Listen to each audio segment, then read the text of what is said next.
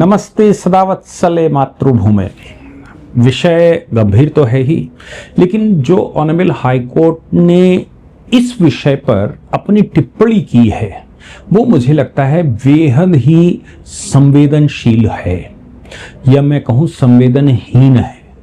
Honourable high court ने जो टिप्पणी की देशद्रोह के मामले में वो बड़ी खतरनाक है। आप सोचो कि किसी ने हाईकोर्ट मतलब और बाकी ग्राउंड्स के आधार पर कुछ होता है तो समझ में आता है, लेकिन अगर ये कहा जाए कि ऑनरेबल हाईकोर्ट के सामने जो बात आई वो ये थी कि कोई सेपरेट देश की मांग कर रहा है। अगर कोई सेपरेट देश की मांग कर रहा है और वो अपनी मैगजीन में सेपरेट देश की मांग करना लिखता है कि सॉल्यूशंस तभी निकलेंगे जब तमिलनाडु अलग हो जाएगा, तमिल देश बन जाएगा, इसलिए तमिल देश बनाने का प्रयास करना चाहिए। अब आप सोचो मैगजीन में अगर लिखा होगा तो वो तो स्प्रेड आउट हुआ होगा, बहुत सारे लोगों के पास गया होगा। अब बहुत सारे लोगों के पास अगर गया होगा तो फिर इस परिस्थिति में निश्चित तौर से कुछ न कुछ समस्याएं खड़ी होंगी। हम बात कर रहे हैं पहले राजद्रोह जो हुआ करता था 124 कैपिटल ए, उसको बाद में अब बीएनएस में सेक्शन 152 कहा गया है, और अब ये सेडिशन का मतलब दूसरा है। अब ये देशद्रोह की कैटेगरी में आता है। राजद्रोह और देशद्रोह में थोड़ा फर्क है, और पीछे ऑनरेबल सुप्रीम कोर्ट में जब ये मामला आया था, मैं पूरा एक्सप्लेनेशन करूंगा उसका। ऑनरेबल सुप्रीम कोर्ट में जब ये मामला आया था तब एक विषय आया था कि भाई बजरंग दल के कुछ कार्यकर्ता महाराष्ट्र में उद्धव ठाकरे सरकार के विरुद्ध हनुमान चालीसा उनके महल के सामने या मुख्यमंत्री आवास के सामने बोल रहे थे। वो नवनीत राणा भी उसमें शामिल थी। इनके खिलाफ, सबके खिलाफ मुकदमा लिखा गया और देशद्रोह का मुकदमा लिख दिया गया। हनुमान चालीसा पढ़ना भारत में देशद्रोह की कैटेगरी में आने लगा। अब चूंकि हनुमान चालीसा पढ़ना देशद्रोह की कैटेगरी में आ गया, इसलिए अब नए तरह की समस्याएं आना स्वाभाविक था कि भाई क्या देशद्रोह अब हनुमान चालीसा पढ़ने पर भी लगेगा। और सुप्रीम कोर्ट में मामला गया तो सुप्रीम कोर्ट ने इस विषय को ये कहते हुए कि भाई अब देशद्रोह की डिफिनीशन रीडिफाइन की जानी चाहिए, ये कहते हुए फिलहाल स्टे कर दिया था 124 कैपिटल ए। केंद्र सरकार ने नए क्रिमिनल लॉज बीएनएस बनाना शुरू कर दिया था, इसलिए बीएनएस में उसको एड्रेस किया गया 124 कैपिटल ए, यानी कि राजद्रोह खत्म कर दिया। हालांकि 124 कैपिटल ए के जो रूट्स हैं वो ब्रिटिश एम्पायर में हुआ करते थे। टारगेट महात्मा गांधी, बाल गंगाधर तिलक, क्योंकि लोग कहते हैं कि बाल गंगाधर तिलक के लिए लाया गया था, लेकिन बाद में लोगों ने महात्मा गांधी को भी जोड़ लिया, बोले उनके लिए भी लाया गया था। जबकि जब ये प्रावधान जोड़ा गया था तो महात्मा गांधी थे ही नहीं, मतलब सिस्टम में नहीं थे, वो तो साउथ अफ्रीका में थे। लेकिन ये देशद्रोह, राजद्रोह का मामला जोड़ा गया था और इसमें स्टेट के खिलाफ या सरकार के खिलाफ, शासन के खिलाफ उसको क्रिटिसाइज करना भी अपराध घोषित किया गया था। 2022 में इसको सीज कर दिया गया था 124 कैपिटल ए को सुप्रीम कोर्ट के इंटरवेंशन से। मैंने आपको विषय बताया कि किस मामले में कर दिया गया था। बाद में जब बीएनएस बना तो सेक्शन 152 आया। सेक्शन 152 अब और खतरनाक है, क्योंकि अब ये सॉवरेंटी शील्ड को लेकर आता है, यानी कि सरकार को अगर आप कुछ कहते हैं, जैसे कल महाराष्ट्र वाला केस मैंने एक आपको बताया था कि महाराष्ट्र में किसी ने सरकार को क्रिटिसाइज किया, मोदी जी को, अमित शाह जी के लिए कुछ कह दिया नागपुर के आसपास कहीं पर, और मुर्दाबाद कह दिया तो उस पर मुकदमा लगा दिया गया। हाई कोर्ट ने जब सुना तो हाई कोर्ट ने कहा कि भाई किसी सरकार को क्रिटिसाइज करना अब अपराध नहीं है, और सरकार को क्रिटिसाइज करने पर किसी को तड़ीपार नहीं किया जा सकता। सेक्शन 152 और खतरनाक है, अब ये राजद्रोह ना होकर देशद्रोह की कैटेगरी में आता है। सेक्शन 152 बीएनएस के तहत फिलॉसफी ये है कि free democratic citizen have the absolute right to criticise the government, but देश को अलग करना, देश को तोड़ना, अगर उसका फोकस देश के विरुद्ध हो गया है, देश की संप्रभुता के विरुद्ध हो गया है, देश के सिस्टम के विरुद्ध हो गया है, तो फिर वो दोषी कहलाएगा 152 के तहत। इसमें एक और परिवर्तन यह है कि 124 कैपिटल ए जो पुराना वाला था आईपीसी में, वो सरकार के खिलाफ था, अब सॉवरेंटी, इंटीग्रिटी और यूनिटी के खिलाफ है, जो प्रेजेंट 152 बीएनएस है। सजाओं में भी फर्क किया गया है। पहले आईपीसी के 124 कैपिटल ए में 3 साल की सजा होती थी, अभी 7 साल की सजा के प्रावधान कर दिए गए हैं, यानी कि अब और खतरनाक हो गया है। और मैक्सिमम पेनाल्टी इसकी मिनिमम 7 साल और मैक्सिमम लाइफ इंप्रिजनमेंट। पहले मिनिमम 3 साल थी और मैक्सिमम कहां तक भी जा सकता था, यह पेनाल्टी हुआ करती थी।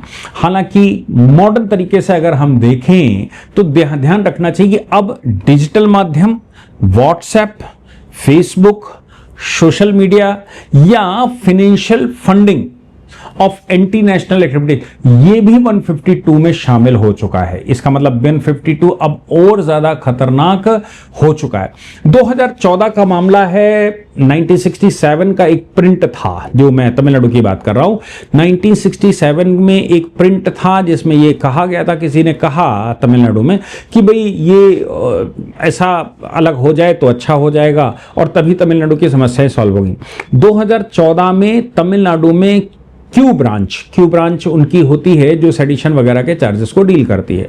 उसने 2 पब्लिकेशन के खिलाफ एफआईआर दर्ज कर ली और ये कहा कि ये रीप्रिंटिंग करना, 1967 में जो कहा गया उसको रीप्रिंट करना, ये अपने आप में अपराध है। अब आप सोचो, तमिलनाडु में देशद्रोह का मुकदमा, इसका मतलब ये हो गया कि सरकार ना तो डीएमके की होगी ना टीवीके की होगी।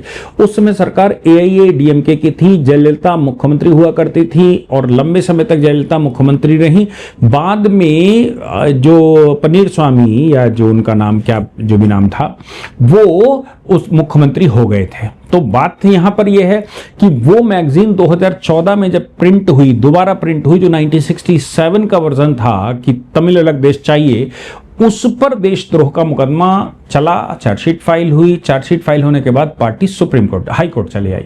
हाई कोर्ट में सिंगल जज उसको सुनते हैं और सिंगल जज सुनते हुए ये कहते हैं कि भाई अब ये जो लोग कह रहे हैं अलग देश चाहिए, वो देशद्रोह नहीं है। अब देखिए उनकी टिप्पणी यह है कि जो लोग ये कह रहे हैं अलग देश चाहिए, वो अब अपराध नहीं है, वो कोई देशद्रोह नहीं है।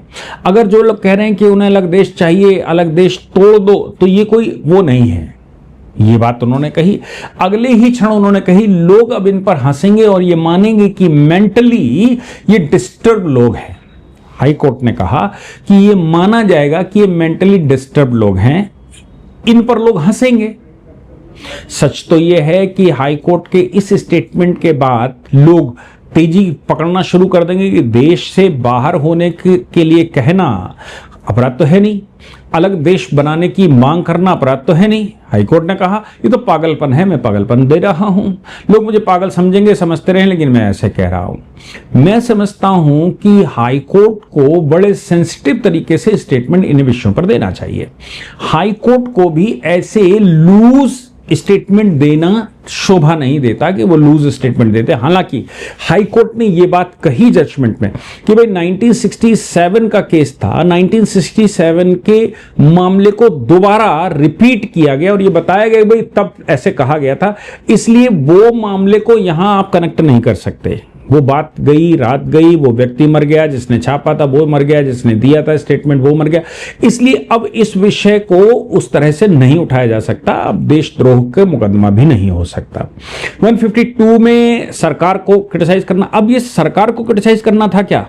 ये सरकार को क्रिटिसाइज करना नहीं था, ये राजद्रोह नहीं था, एक्चुअली ये देशद्रोह ही है। अगर कोई कहता है कि हम अलग देश बनाना चाहते हैं, हम अलग देश बना लेंगे और उसके लिए वो एक्टिवली कोई आर्टिकल लिखता है, तो फिर हम तो अब 152 में उसको भी कवर कर रहे हैं जो कि व्हाट्सएप पर गया है, हम तो उसको भी कवर कर रहे हैं जो सोशल मीडिया पर लिख दिया गया है, हम तो उसको भी कवर कर रहे हैं जो सोशल मीडिया पर कह दिया गया है, और या फिर पब्लिक स्टेटमेंट आ गया, सोशल मीडिया पर वायरल हो गया, हम उसको भी कवर कर रहे हैं। तो फिर कोई मैगजीन में लिखा जाना, मुझे लगता है कि कोर्ट को जो रूलिंग है उसको ऐसे कहना चाहिए था कि 124 कैपिटल ए में इसको कवर नहीं किया जा सकता क्योंकि 124 कैपिटल ए सुप्रीम कोर्ट ने रोक दिया है, और 152 का क्राइटेरिया मिलता है या नहीं मिलता है, चूंकि ये रिट्रोस्पेक्टिव है।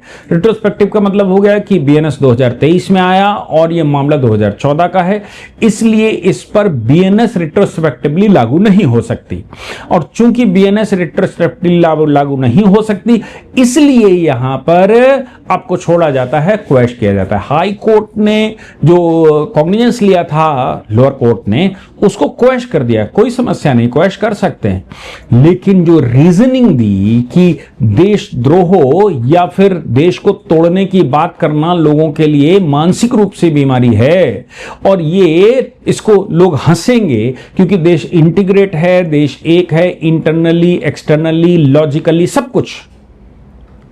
ऑनरेबल जस्टिस भरत चक्रवर्ती का ये स्टेटमेंट है, मुझे लगता है, या फिर उनका स्टेटमेंट तोड़ मरोड़ कर मीडिया में दिया गया है, लीगल न्यूज छापने वालों ने दिया है, या फिर वाकई में अगर उन्होंने कहा है तो मैं समझता हूं कि ये देश की सेहत के लिए अच्छा स्टेटमेंट नहीं है। इस स्टेटमेंट को खारिज किया जाना चाहिए, कम से कम स्पंज किया जाना चाहिए कि ये स्टेटमेंट हमारे यहां नहीं चल सकता। आप क्या कहते हैं? आपका क्या विचार है? लिखकर मुझे जरूर बताइएगा, उस पर भविष्य में डिस्कशन करेंगे। अगर कहने लायक है तो उसको कहेंगे भी। जय हिंद, जय भारत, वंदे मातरम।